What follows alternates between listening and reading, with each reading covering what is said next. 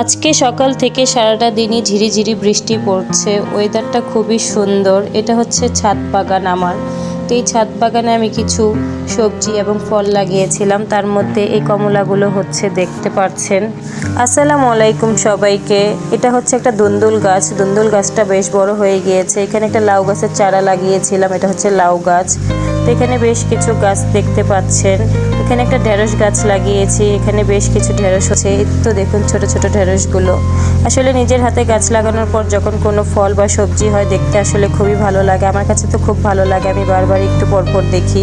তো আজকে ছাদটা ভেজা, বৃষ্টির কারণে সারাদিন বৃষ্টি হয়েছে, তাই ছাদটা একদম ভিজে আছে। এটা একটা অপরাজিত।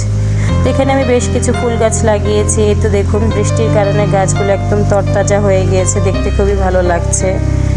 এর তো এটা একটা জবা ফুল গাছ। এই জবা ফুল গাছটা যখন ফুল হবে আপনাদের সাথে শেয়ার করব।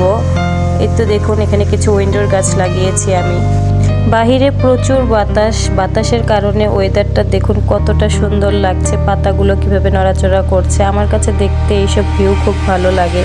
আজকের বাতাসটা মনে হচ্ছিল আমি কোনো সমুদ্রের পাড়ে বসে আছি, খুবই ভালো লাগছিল।